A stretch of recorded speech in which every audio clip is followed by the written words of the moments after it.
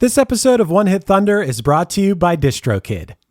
Christian Bale was preparing for his role in American Psycho, dressing the part, hitting the gym, getting his teeth redone. There was just one problem. He didn't actually have the part. Leonardo DiCaprio did. What Went Wrong is a podcast dedicated to the idea that every movie is a miracle.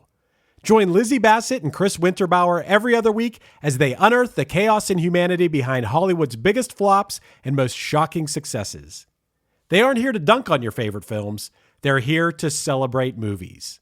As the New York Times said, they're movie industry people who truly love films and the people who make them. Listen to What Went Wrong wherever you get your podcasts. Hey there, One Hit Thunder listeners. Are you ready to take your music to the next level? Well, get ready to rock because this episode is brought to you by DistroKid, the ultimate digital music distribution service for artists like you. With DistroKid, you can easily upload your songs or albums to online stores and streaming platforms like Spotify, Apple Music, and YouTube Music, reaching fans all around the globe. But that's just the beginning. DistroKid offers a ton of awesome features like HyperFollow, which helps you promote your releases and get pre-saves on your songs, all for free. But wait, there's more. The DistroKid app is now available on iOS and Android. With the app, you can manage your releases, track your streaming stats, and even withdraw your earnings, all from the palm of your hand. And for those looking to perfect their sound, check out Mixia. This powerful tool allows you to put the finishing touches on your tracks in minutes, ensuring they sound polished and professional every time. But that's not all. DistroKid has just launched a brand new feature called Instant Share, allowing you to easily share large files securely with collaborators, producers, and more. With Instant Share, you can keep your music streaming at the highest quality while making the best impression possible. So what are you waiting for? Elevate your music career today with DistroKid and unlock a world of possibilities. Possibilities that I know all about because I've been using DistroKid for years. It's seriously great. If you haven't used it before, you're going to love it.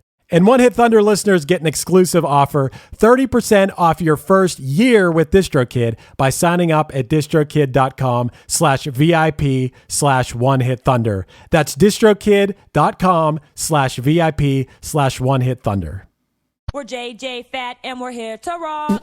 Rhymes like ours could never be stopped. See, it's three of us and I know we're fresh. Party rockers, non-stoppers, and our names are deaf. See, the J is for just, the other for jamming, the F is for fresh. This week, we're joined by podcast legend Alex Goldman of Reply All and HyperFixed fame to dive into the high-speed legacy of JJ Fad's 1988 hit, Supersonic.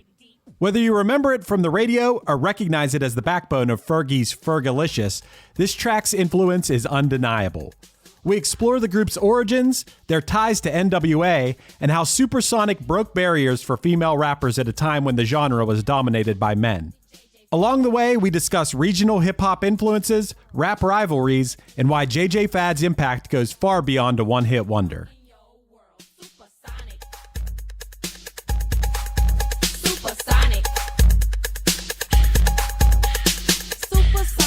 A word when people stop to listen, especially bigger people, they pay close attention. You might not believe it, you might not even buy it. One hit is all you need to make the money guaranteed, and you can live off royalties forever. And it makes me wonder, is it just a wonder, or is it one hit thunder? So Alex, we usually start these episodes by getting directly into the artists we're talking about, which, by the way, today is JJ Fad and the 1988 hit Supersonic. But today I want to start by talking about you for a second and your illustrious podcast career, just for a minute, and then we'll get into JJ Fad if you don't mind. We must. Okay. Yes.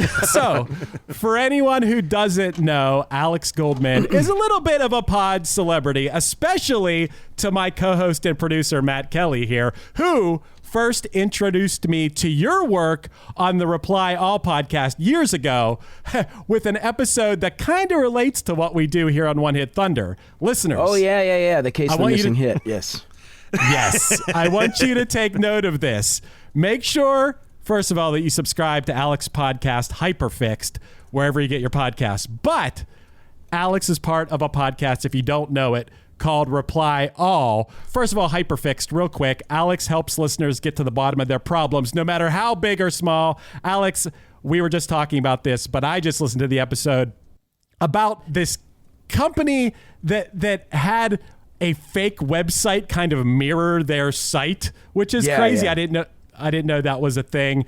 But for anyone who doesn't know, Alex is the kind of guy who will hop on a plane and literally fly to India, if that's what it takes, to get to the bottom of someone's problem. You really go above and beyond, which is why I think you're in a league of your own as a podcaster. Thank you very much. I'm currently working on a story where I'm trying to get some graffiti artists to tag a parking lot in Australia. Or, excuse me, New Zealand. No, wait, Australia. Let me rephrase that. It is Australia, and I am so sorry to any Aussies or what do they call them? Kiwis that might get upset by the fact that I can never figure out the difference between the two.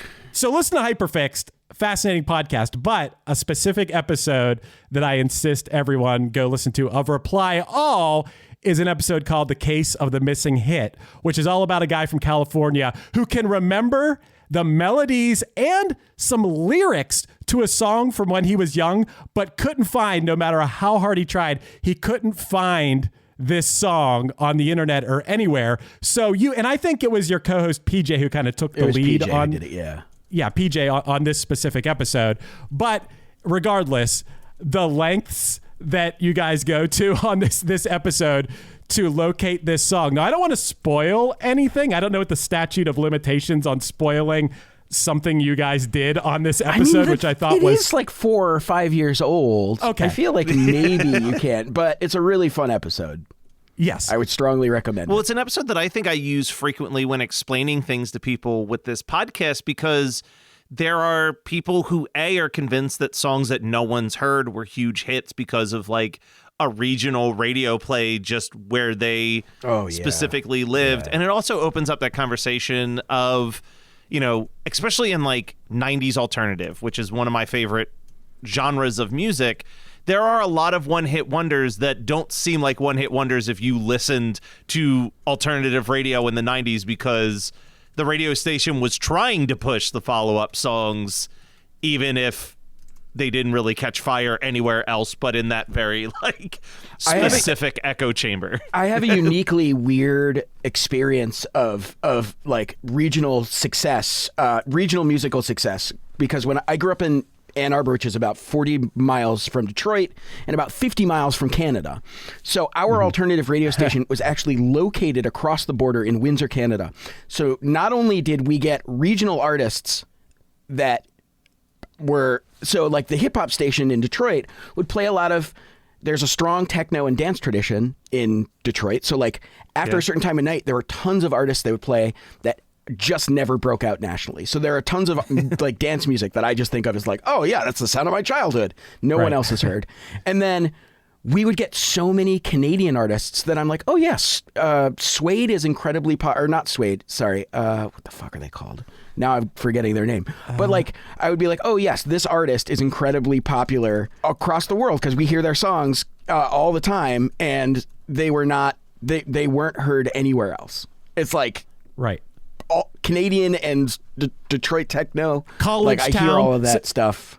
Yeah, college. You probably have college radio. Totally. You have a mixture of college radio, Canada, so close, all these things. Yeah, you're probably hearing lots of artists and songs that seem like regular rotation artists from the 90s and early 2000s or whatever, that to us were like, who the fuck are you talking absolutely. about? Similar vibe as Brendan from Wheatus, I think, has said that a lot of his influence was Canadian music because he just happened to live in an area of New York where he was getting Much Music instead of MTV. Yeah. So he grew up on a lot of the Much Music stuff. That's really funny. There's a Canadian band called the Gandharvas that did a song called The First Day of Spring.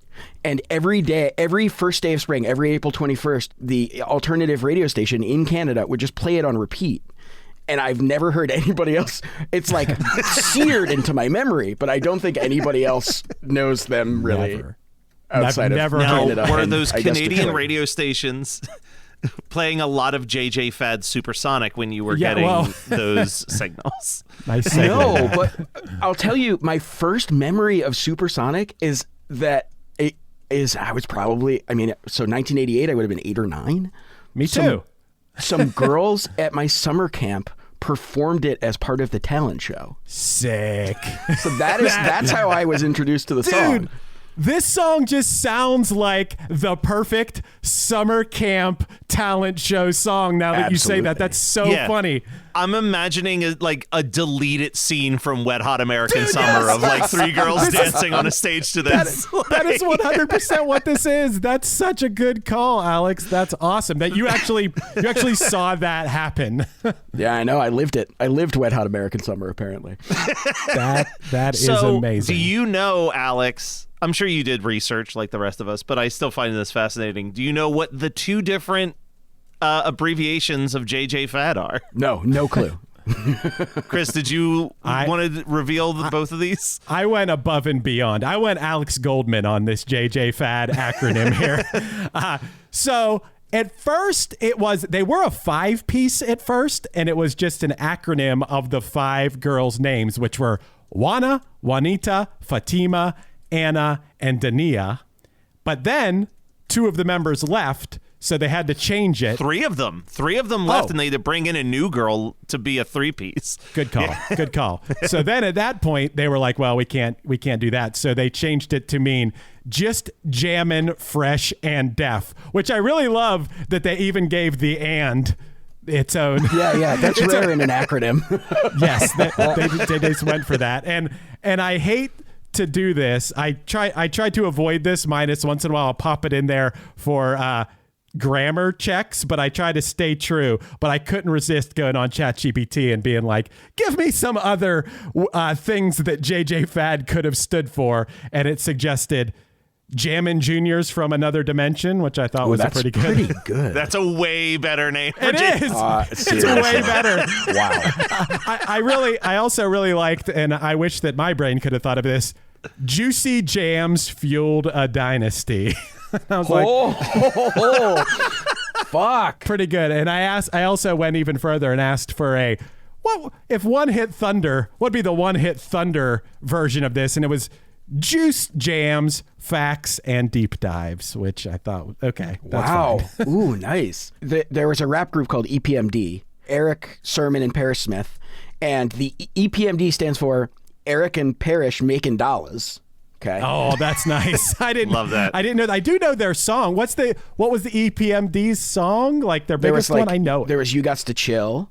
Yeah, You Gots to Chill. Yes. Well, Chris, we just recently talked about them because they were sampled for Pump Up the Volume. No, that was DJ. That was Eric B. and Rakim, right? Oh, yes, that's it. Getting them all the different 80s. This era of 80s does tend to bleed together for me sometimes. I feel like you have chosen the other lyrically innovative mid 80s hip hop duo that I would associate with EPMD.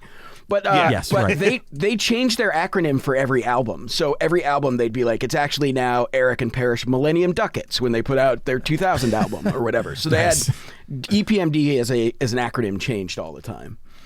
I feel like that was also a big thing when I was doing the local music scene. There was always one band that was just 3 letters, and anytime you would ask those band members what it stood for, you would get a different answer every single time. Mm-hmm. Ours was OSC. No one knew what OSC stood for, but those guys would tell you a million different answers every time you asked. And because we were teenagers, they would get increasingly more filthy every time. There was a rapper in Detroit, sort of a horrorcore rapper. His name was Isham, which stood for Eastside Hoes and Money, who started a group called Nodus, which everyone was like, that's just Satan backwards. That's Satan backwards. And he was like, no, it's Nation Ahead of Time and Space. And they're like, come on, it's Satan backwards. And they were like, no. He was like, no, it's Nation Ahead of Time and Space. But everyone was like, Kiss at one point was like Knights in Satan's Service. Right. That's like so stupid. And we'd be remiss, Matt, if we didn't mention a past One Hit Thunder episode we did, OMC, which what is it? It's somewhere like in Australia or something, Millionaires Club. We couldn't remember this on just like last episode. Something it's like a Millionaires Club. A Torah Millionaires Club or something like that. Oh, Otara. You're right. Otara Millionaires Club. That's right. How bizarre. How very bizarre. Hey, but The JJ Fad, we'll bring it back to the start of JJ Fad, began in 1985, about 50 miles east of LA. They were one of the original acts signed to Eazy-E's label, Ruthless Records. Oh, wow. Something that blew my mind. To this day, Ruthless Records has sold over 110 million records. That's because their catalog includes N.W.A, Eazy-E, MC Ren, the DOC, and Bone Thugs and Harmony. I didn't realize that Bone Thugs and Harmony was on Ruthless. Oh, no, that makes sense, though, because The Crossroads was about the death of Eazy-E. Eazy-E's even in the music video superimposed as a ghost at the end of the video because he gave them their start. I forgot that. I did, too. That's funny. It's a good-ass song about Eazy-E. Yeah, anyway, Matt texted me this morning as I was eating breakfast and is like, dude, this is pre-Supersonic. He's like, you got to check out JJ Fad, Another Hoe. And I was like, okay, you sold me on Another Hoe. Singing that doggone song. A is for Apple, J is for Jack, Roxanne, Shantae, got no hair in her back. She's bald. Another hoe bites the dust. Another hoe bites the dust. Well, I'm Crazy J, and I'm here to say. First thing, instantly, I was like, oh my God, they're sampling Another One Bites the Dust, except now it's Another Hoe Bites the Dust. And I will say, there's a lot of fat shaming, a lot of bald shaming in this song. Hey. Yeah, that's what I said.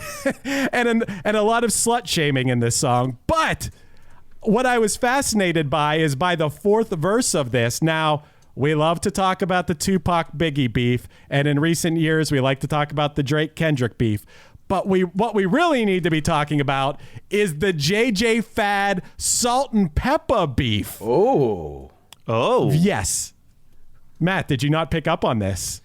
I didn't pick up on this. I have a different duo situation because they also had a beef with a group that never put out an album, only 2 singles called Sugar and Spice, who wrote a full-blown JJ Fad Supersonic diss track, including one of my favorite diss track lyrics of all time, which was, how you gonna try to diss us with the lyrics that Dre wrote for you? Damn. Back then in 89, they were already accusing them of using ghostwriters on the song Supersonic. Wow. And that's crazy because Dre was always accused of having Ice Cube write his lyrics. So, man, Full it's just circle. ghostwriters all the way down, man. You know, it's funny. I guess that the diss tracks and the rap battles, that was something from almost rap's inception. We had... who I actually met him at the Super Bowl, but we had DMC from Run DMC on a different podcast I do. And he, he talked about that even before they were recording it. It was something you did. It's part of the whole history of rap music, and it's part of the fun of it. But this fourth verse on this Another Hoe song, this Salt and Pepper, when you look back at the, I don't know, things, obviously, I kind of think Tupac and Biggie was like the height of it. When I listen to Hit 'Em Up, I'm like, oh, I kind of feel dirty when I listen to Tupac Hit 'Em Up. I love it so much, and I hate that I love it so much because it is like the most violent song ever, but just gets my heart racing when I listen to that song.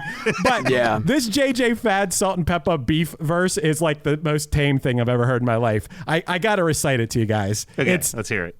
On the microphone, I'm about to say that Salt and Pepper can't get no play because they're stuck up, conceited. I really don't need it. And here's a little something that'll make them eat it. Saying you take my man, but that's a lie. Walking around town swearing that you're fly. Do you know who I am? Do you think I'm upset? Salt and Pepper, you ain't heard nothing yet. Which I love how like wholesome this is. Yeah, it's kind of sweet. Yeah, it's kind of like I'm really great. What do you think of that? You're conceited, but it does seem like someone is claiming they took someone's man here in all of this. So there is something a little takes it to another level here. But Another Hoe, definitely a fun song to check out from JJ Fad. The noteworthy thing about Another Hoe was it was the first single from JJ Fad when they were still the 5-piece. and the B-side was Supersonic. And then when Eazy-E signed them and 3 of the members quit, they completely rewrote Supersonic and brought in a new producer to make the version of Supersonic that we know and love today. Whether we're hearing it be mangled by Fergie in Fergalicious. We'll get to that. Yeah, I introduced a millennial to JJ Fad after they were very familiar with Fergalicious, and they were like, "Oh my god, it's the same song." It's just the ending. She does the exact same ending rap at the end of Fergalicious that they do at the Supersonic. Even the clientele part is exactly the same. It's wild. I did not realize how much it's the same. Okay, you opened that can of worms. Let's talk about that for a second, even though it's skipping ahead. I didn't really know Fergalicious, and as a guy who tries to stay pretty in tune, I just missed that one. And so I was listening to it to prepare for this episode, and watching the music video, it's so over the top. Do you guys think that song is good? Who is that for? What is that music? It introduced me to saying the phrase "up in the gym, just working on my business," and for that, I'll be eternally thankful to Fergie. But I mean, listen, the Duchess was a very successful, well-selling album filled with kind of exactly what 2000s radio was at that time, which was like very little substance, interesting music choices. It's a relic of that. What could be argued one of the worst times in pop music was that like mid 2000s. There was just like a lot of very minimal substance happening in a lot of the pop music at that point. We didn't have Kendrick.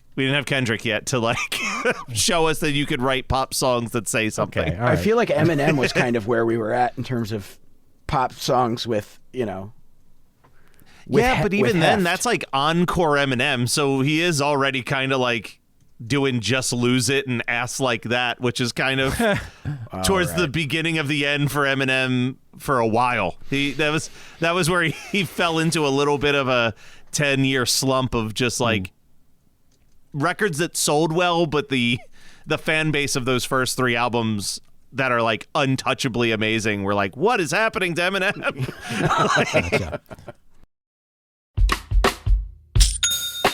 When you think about businesses that are selling through the roof, like Skims or Allbirds, sure, you think about a great product, a cool brand, and great marketing.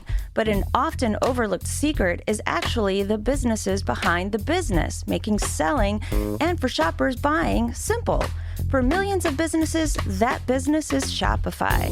It's home of ShopPay, the #1 checkout in the world.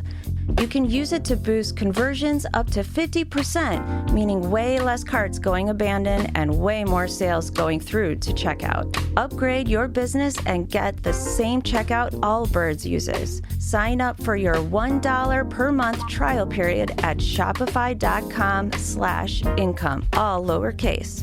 Go to shopify.com/income to upgrade your selling today. Shopify.com/income. When you have high standards and fancy all the fancy things, like a Dior saddlebag or that diamond tennis bracelet, you go to eBay. There, you'll find new loves that will never disappoint. Expertly authenticated. Whether it's that vintage pearl necklace or brand new ruby earrings, a Prada crossbody bag, or classic watches like that Rolex Oyster or that Cartier tank. On eBay, there are no limits to your high standards. Yeah, eBay. The place for new, pre-loved, vintage, and rare fashion. eBay.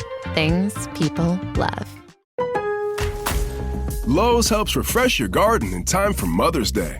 Right now, get 5 bags of 1.5 cubic foot Scott's Naturescapes mulch for just $10. Plus, select 1.5 gallon annuals hanging baskets make the perfect gift. Now 2 for only $15. The best garden starts with great deals. Lowe's, we help, you save. Valid through 5/7. Selection varies by location. While supplies last. Discount taken at time of purchase. Introducing the Internet Supreme Court, a live stream show that casts judgment on anything the internet touches, from memes to billionaires. We served Elon Musk with a court summons. He still hasn't responded. Because he's a coward. Join us every Thursday at 7 p.m. Eastern Standard Time. We're on Twitch and YouTube Live. Find out more at InternetSupremeCourt.com. That's InternetSupremeCourt.com. We're also on Instagram and Blue Sky. Hear that, Elon? Blue Sky. So to reel it back in to the past of, Supersonic hitting, at this point, JJ Fad is Anna Cash, Fatima Shahid, and Juanita Lee. No, those are the three that quit the group. The three that quit. Yeah. Yeah, the three that they are Juana Burns, Dania Burks, and they were joined by Michelle Franklin, a.k.a. Sassy C. Now, I don't know where the C comes from. Her name is Michelle Franklin. I don't know where the C, I don't know why she's not Sass. I mean, she could have been Sassy MF. Oh my God! That's a missed opportunity. But MF was not a name you could really use in 1988, whatever. It was 1988. Yeah, things were a little tamer. And DJ Train, and together they re-recorded and re-released Supersonic in 1988. They sold 400,000 copies independently. That is an insane amount of copies to sell independently. I come from the world of punk rock and music like that of the late 90s, early 2000s and stuff. And bands were getting signed. If you were independently selling between like 10,000 and 20,000 albums, labels were impressed and you probably got some sort of record deal. 400,000 before wild. That is crazy. Why even sign to a major label at that point? If you're selling independently in the 80s, 400,000 copies. They signed with Atco, which is a subsidiary of Atlantic that's released everything from like the Beatles to Otis Redding to past One Hit Thunder subjects such as Buffalo Springfield, Iron Butterfly, and Gary Newman. So distribution purposes, I guess. I don't know. They then followed that with the release of the album Supersonic, produced by Arabian Prince, a.k.a. Professor X, who was a founding member of N.W.A. And he made JJ Fad accessible to pop audiences by including, which I guess this was kind of a new thing at the time, like electronic elements into their music. And on this album, and I don't know if this was just for cred at this point or what, but co-producer credits were also given to Dr. Dre and DJ Yella. Wow. What an incredible pedigree. Seriously. Yeah, there was I was reading that, and I never really thought about this because I didn't know this at the time, but when in 2015 when Straight Outta Compton came out, there was a little bit of like a backlash from hip hop heads that JJ Fad wasn't really mentioned or acknowledged anywhere in that movie, because there is a little bit of a perception that like JJ Fad's success was what allowed the like path to be opened up for N.W.A. to like equally explode. Like they made something that was so pop friendly on radio that it opened the floodgates for rap in general to start really dominating the charts. Now, I feel like that's also revisionist history because this is after Walk This Way with Run DMC and Aerosmith. So like the door has already been open. Yeah. There were already some pretty massive hits out there by that point. Exactly. Like, because is Straight Outta Compton's 87, right? Or is it 89? Yes. Am I completely getting the years I wrong? thought it was 87, but what do I know? Yeah, that sounds right to me. So we'll go with that. So it does sound like N.W.A. opened the door for JJ Fad, not the other way around. But who am I? Listen, I wasn't alive at that time. I don't know. I just think, in general, the female rap groups maybe don't get some of the credit they deserve. And you can look at this song, Supersonic, which it's cheesy rap, but so were a lot of the male songs. This is very much in that era where we always joke about it among my friends and I. It's like where you start a rap with "My name is blank and I'm here to say." Yeah. It's basically that kind of thing. And you're singing about like what food you ate that day or whatever. And to a certain extent, that's pretty fun. Yeah. Oh yeah, totally. If you're looking for mid-'80s hip-hop, JJ Fad Supersonic is 1,000% going to scratch the itch that you're looking for. And there's like, it does wear a lot of those influences. I didn't hear a ton of Run DMC necessarily when I was listening to it, but I certainly heard Like, there's a little bit of Fat Boys in there when they try to do when they start with the beatboxing. Yeah, the beatboxing. I'm like, ooh, Fat Boys JJ Fad is not on that on that front. But I thought that there was a little bit of like, the Furious Five felt like there was an influence. So like, you can hear the elements of early hip hop all kind of blended in this, as well as, like you said, Salt and Pepper. They might be distant Salt and Pepper, but they're clearly doing a lot of the same vibe, and even in the video, the same fashion. I actually think that they shot a portion of the video on the same rooftop that the Beastie Boys did Shake Your Rump on. It looks exactly the same. My understanding is that rooftop is Capitol Records rooftop, so that makes sense. Then there is I might be wrong about this, so listener, fact check me, but that's how I understood it. Yeah, for the people because Shake Your Rump is not the hit for the Beastie Boys that it should be, but like that video is literally just them rapping on a rooftop, and they have cameras on all four corners of the rooftop, so they just keep running up to different cameras when it's their verse, and someone like spliced the camera footage together. But it looks almost identical to this roof, so it makes sense to me that it would be Capitol Records. That seems like a good I'm sure it connection. Is. I'm sure it is. Unfortunately for JJ Fad, N.W.A, who kind of handled, I think N.W.A was very tied in with JJ Fad's success. Mm-hmm. N.W.A was enjoying so much success that it took them 3 years to get JJ Fad back in the studio for the follow-up record, Not Just a Fad. But that title appeared to be incorrect, as that album failed to really make much of an impact, and the group broke up after that. Well, we got to back up for a second here. This album, Supersonic, it went gold in 1988, and by 1992, that album Supersonic was double platinum, which is really impressive, especially when you're hitting. No.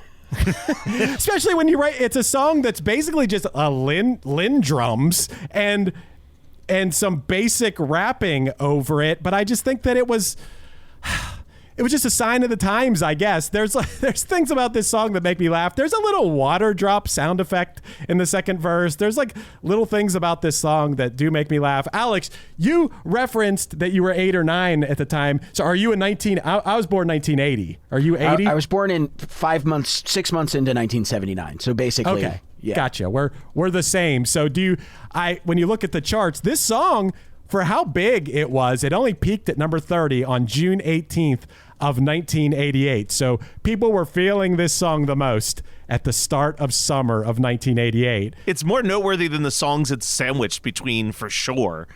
Because at 31 was Paradise by Sade, and Tall Cool One by Robert Plant was at 29. Like, I don't remember Supersonic songs. I don't think I've ever heard of that song, and I feel like I know Robert Plant's discography okay. Yeah, well, Tall Cool It was one better than Supersonic in 1988. Well, when I look at this, to put yourself in that mind, Alex, when you may have been at that summer camp where you saw the girls performing Supersonic, I look at some of the songs on the charts. Beds Are Burning from Midnight Oil, which we did an episode about that before, even though our Australian listeners were pissed off that we called them a one-hit wonder, but we're just talking about the U.S. charts here. This song, I remember this song so clearly. It takes me back. Mercedes Boy from Pebbles, which, if you don't remember... That's unfamiliar to me. I don't know. Maybe it'll be more familiar if I sing... It's the, if you want to ride my Mercedes, boy, tell me what you want to do. Okay. Yes, you know it. Some other songs, the top 5 at this time were Make It Real from the Jets, Dirty Diana from Michael Jackson, Foolish Beat from Debbie Gibson, which I was a Debbie Gibson fan, but this was kind of like a song I wouldn't have expected to be that popular. One More Try from George Michael at number 2. And number 1... Yes, which I believe is the superior Rick Astley song, Together Forever. Oh, yeah. I am of team Together Forever is better than Never Gonna Give You Up. Yeah. So that is what was going on in the world of music pretty much at the time. Circle in the Sand from Belinda Carlisle was popular at this time. And some debuts. The only noteworthy debut, I was going to say, the only debut that jumped out to me was at 79, the Fat Boys, The Twist. Well, yeah, dude. The Fat Boys did their remake of The Twist. I had that record. No. I had that single. That's awesome. But Matt, you missed a very... Oh, this wasn't a debut. I was going to say Parents Just Don't Understand from DJ Jazzy Jeff and the Fresh Prince. Yeah, no, not a debut. I would have written it down if it was. It was 36. It was 36 at this time. There was another single released from this album called Is It Love? Did either of you guys hear this song? You know, I actually have the 12-inch single of Supersonic, and Is It Love is the B-side on mine. So yes, I have heard that song. Wait, back up. You actually owned this like from that era, or you bought it after the fact? I bought it after the fact, but it's a white label single. I don't know if if the sleeve was lost, but it's a white label single with just magic marker JJ Fad Is It Love /Supersonic on the front. That's what it says. I love that. Is It Love definitely is. It checks that box of like every 80s rapper needing that love song in there. Like this was, LL Cool J really paved the way for these moments in records, and it feels like an LL Cool J rap song. I believe that our past guest on here, Tony Hartman, said LL Cool J's I Need Love is the worst song ever written. And I love some LL Cool J songs, but that is an awful one. I will say, strong contender, there's a song on his second album, or maybe third album, it's called I'm the Type of Guy. And there's a lyric in it that I think about all the time that lives in the pantheon of the worst things I've ever heard, which is I'm the type of guy who gets suspicious. You're the type of guy who says pudding is delicious. I actually think that's incredible. Maybe that's slang I don't know about, but I'm not familiar. I'm not understanding what he's getting at with that rhyme. So I interpret that as like, wait, what was the first part of it? What is he? He gets suspicious. Suspicious. But you think pudding is delicious. You're the kind of guy who says pudding is delicious. Is that what it is? I think it's thinks pudding is delicious, but maybe says. I can't remember. So basically, he's saying this guy is just like a dork. Maybe. I think a guy who's like sitting there eating a pudding cup, because I can't think of something less tough than a guy sitting fair. That's fair. Eating a cup of pudding. But I checking Rap Genius. Okay. Oh no. So again, take this as a grain of salt, but Rap Genius, according to them, says that the lyric "I'm the type of guy." He says he's the type of guy. Okay, so the actual lyric is, you're the type of guy that gets suspicious. Oh. I'm the type of guy that says pudding is delicious. And it says, in this case, pudding is referring to this guy's girlfriend's pussy. Pudding sounding similarly to poo-tang. Oh. Wow. So it's even worse, actually. You haven't, like, it's still a terrible lyric. I'm not going to, like. No, I think it actually makes it worse knowing that that's what it means. That's actually way worse.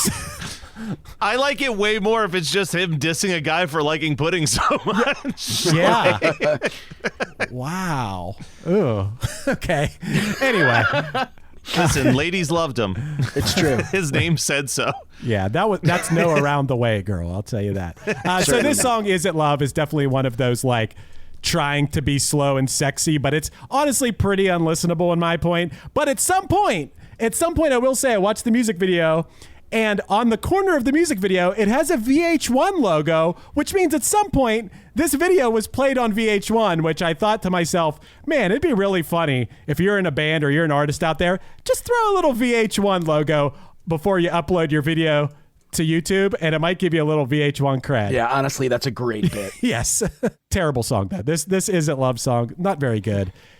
Matt, you talked about it. N.W.A. took off, and it took 3 years for JJ Fad to make a follow-up album. Not Just a Fad was released in 1991. Failed to make an impact. I watched the music video for the single Be Good to Me, which featured DJ Yella and Arabian Prince. It's a really like upbeat and way more produced song. Very much an early 90s style song. This is during the fashion era, which looking back, I don't think I did this, and I kind of wish I did. It's where you'd wear the overalls that are like shorts, and you'd wear one strap down. Another Bad Creation definitely wore these. Fresh Prince definitely wore these. Kind of an awesome and very specific style. I could imagine some kids at Alex's. I wish I could pull that off, but I don't think I could probably do it. I don't see it coming back, but I did go down a little bit of a rabbit hole you guys might not know. I looked into DJ Yella, who was, a member of N.W.A, but like kind of like an after the fact member. He wasn't an original member and kind of like the least he had the least amount of vocals on the songs and stuff. Yeah. But when I hear his name, I literally just think, even if Yella makes me a cappella. Me too. That is the most noteworthy thing about DJ Yella. Well, I have something pretty noteworthy about him is after his music career, he went on to directing and producing over 300 pornographic films. Oh, good for him. Yeah. After that. Any we've heard of? Have you heard of any of the following? Hose with Attitude, Swedish Erotica 75, Sugar Walls 40, Straight Outta Compton, which I was like, okay, or the DJ Yella's XXX Games series. Have you watched any of those? No, none of those are familiar to me, unfortunately. Okay. So and of course, after the fact, after he put out all these porn films, he eventually found God, because why not? Why shouldn't he? JJ Fad, I will tell you guys, pretty interesting. They did reunite later to play some concerts. Of course, we already talked about Fergie interpolating or straight up just taking Supersonic in her song. This song was in 2020 used in some of the trailers and maybe in the actual movie for Sonic the Hedgehog. I didn't see Sonic the Hedgehog. Great call. It's a great call to put this song in at least a trailer for Sonic the Hedgehog. And I will tell you that in recent years, they returned to the studio. These three ladies, JJ Fad, they returned to the studio and they collaborated with Ozamotley and Lisa on some new music. They released a single called Fellas in 2022. And look, they've been doing some touring and events. They did a Vegas residency called Boombox. The three of them are still tight-knit, and they continue to perform and connect with fans. They have 133,000 followers on Instagram. They posted a picture today, when we're recording this, of the three of them with Chance the Rapper. I don't know. Whoa. They're playing an upcoming festival called the Freestyle Festival at the Greek Theater in LA this August with Lisa, Expose, Pretty Poison, who we did an episode about before. Rob Bass is playing at it. So they're kind of doing that circuit of like the throwback thing. And it appears that there's a documentary coming out about them soon. So it's kind of cool. I kind of think they're getting their due a little bit here in recent times. Good for them. About time. I would say so. Before we make our call on a one-hit blunder, did they bring the thunder? Before that, do you guys want to play a quick game? I always bring a game to the pod. Yeah, I'd love to play a game. All right. Matt tends to think he's pretty good at games, Alex, but I will say this era of like the late 80s, early 90s are kind of a blind spot for him. Yeah, I was 3. He's a few years younger than us, so sounds like a skill issue to me. If you can buzz in and get it without the multiple choice, you'll get 2 points. If you guys need the multiple choice, whoever gets it will get 1 point. Is our buzz in Supersonic? Yeah, say Supersonic. If you want to buzz in, that's all you got to do. And okay. there are 7 7 questions. So I hope you take him down, Alex. I'm always rooting for the guest. All right, here we go.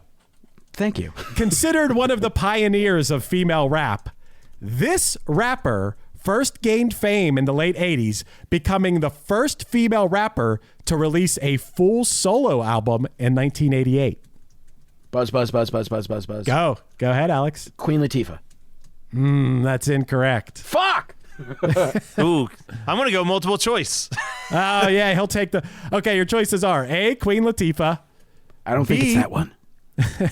B, Moni Love. C, MC Light.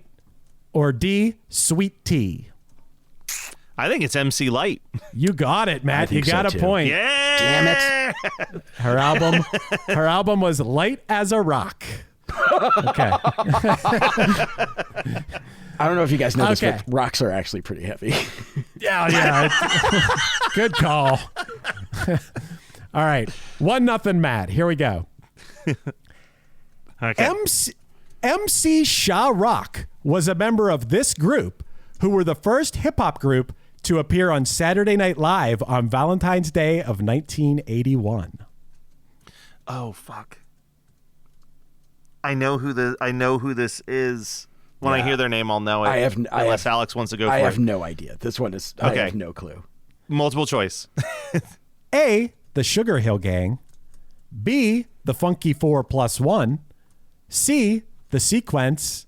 Or D, Mercedes Ladies. Buzz. Supersonic. I think Alex got... I think he got it first. Who'd you say? Funky 4+1. You got it. Yeah, that's correct.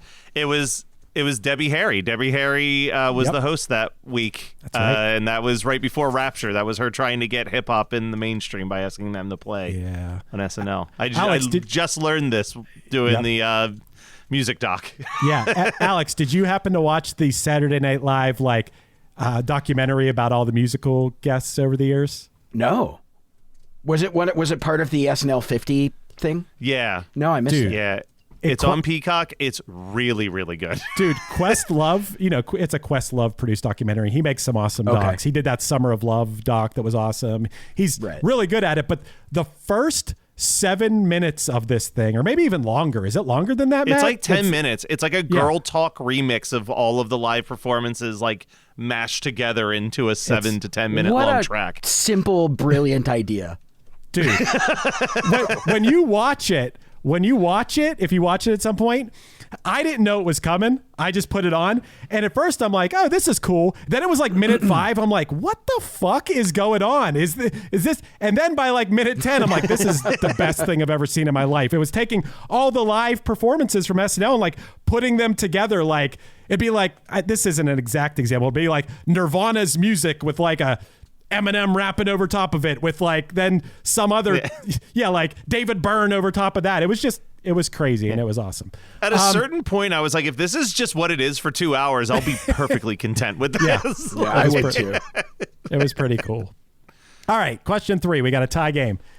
This legendary female rapper released her debut album in 1989, featuring the hit single Ladies First.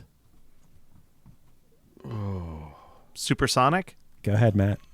Now it's my turn to try to say Queen Latifah. Oh, you got it. No. Yeah. Alex, you were 2 questions too early. Sorry, man.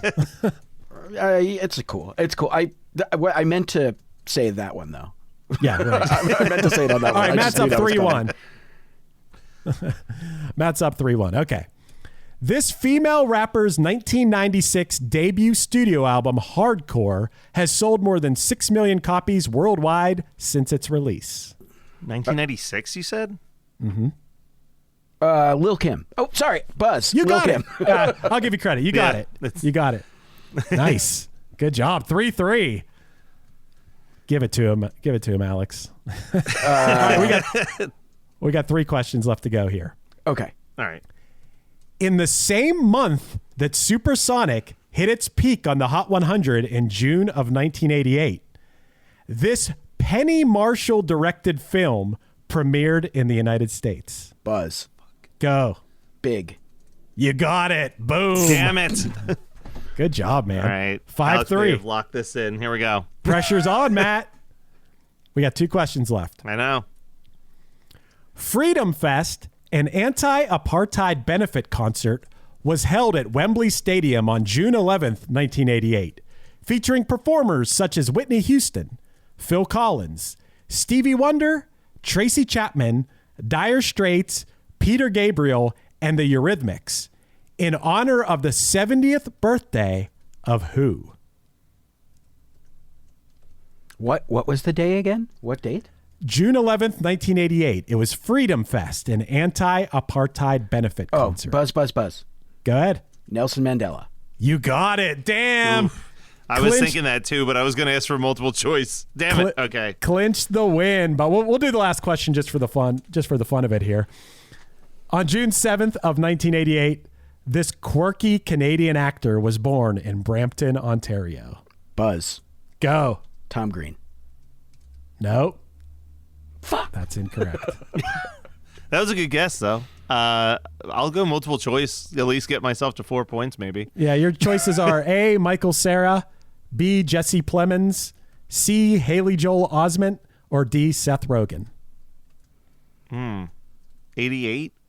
June 7th of 1988. So they'd have to be younger than me. I'm going to go with B.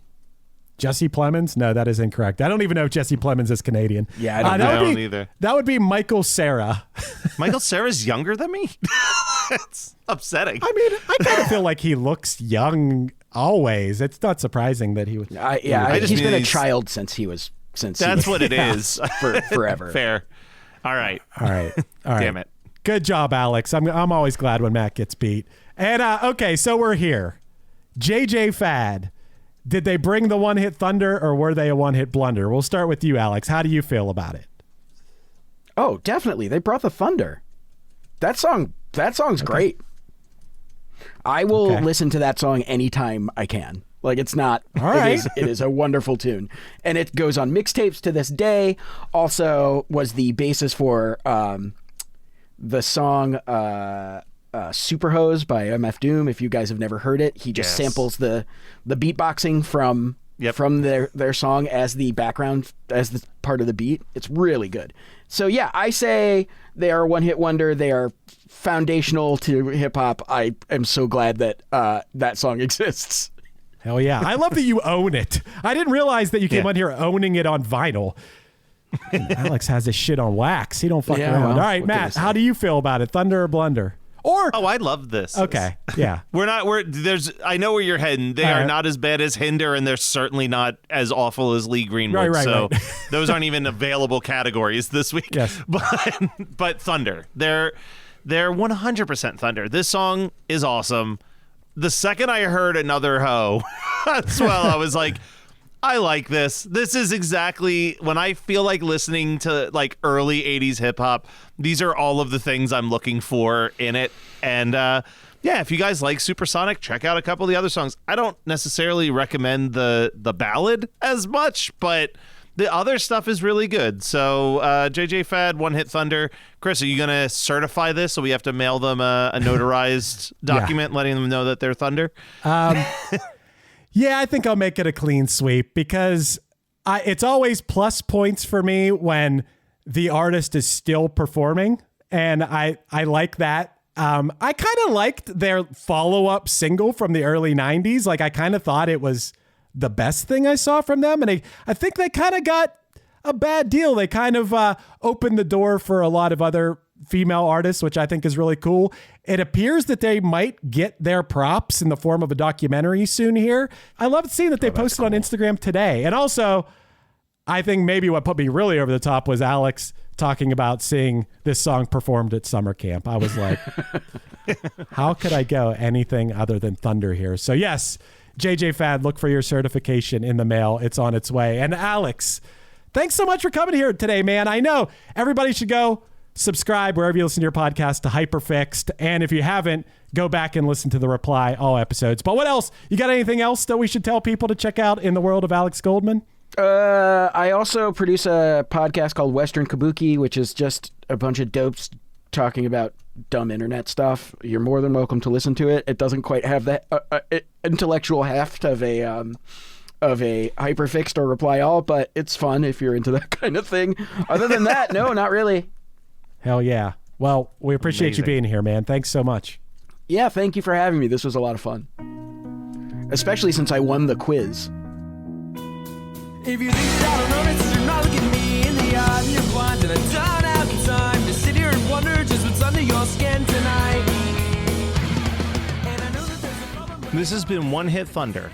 One Hit Thunder is hosted by Chris Ofalios of the band Punchline and produced by Matt Kelly of Geekscape.net. Underneath me, you're hearing Heart Transplant off the Punchline album, Action. Visit punchlinemusic.com for any upcoming news on the band. Our podcast is on Patreon now. Find us at patreon.com/OHT podcast for early access to episodes, bonus conversations, and a chance to vote on future songs for us to cover. Be sure to rate, review, and subscribe to us on any of your podcasting apps, and tune in next week for more One Hit Thunder.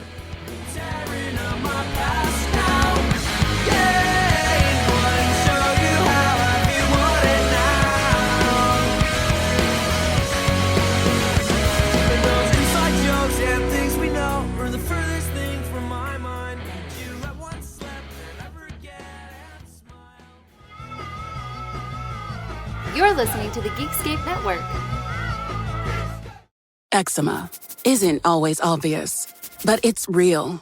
And so is the relief from Ebglyss. After an initial dosing phase of 16 weeks, about 4 in 10 people taking Ebglyss achieved itch relief and clear or almost clear skin. And most of those people maintain skin that's still more clear at 1 year with monthly dosing. Ebglyss, lebrikizumab LBKZ, a 250 milligram per 2 milliliter injection, is a prescription medicine used to treat adults and children 12 years of age and older who weigh at least 88 pounds or 40 kilograms with moderate to severe eczema, also called atopic dermatitis, that is not well controlled with prescription therapies used on the skin or topicals, or who cannot use topical therapies. Ebglyss can be used with or without topical corticosteroids. Don't use if you're allergic to Ebglyss. Allergic reactions can occur that can be severe. Eye problems can occur. Tell your doctor if you have new or worsening eye problems. You should not receive a live vaccine when treated with Ebglyss. Before starting Ebglyss, tell your doctor if you have a parasitic infection. Searching for real relief? Ask your doctor about Ebglyss and visit ebglyss.lilly.com or call 1-800-LILY-RX or 1-800-545-5979.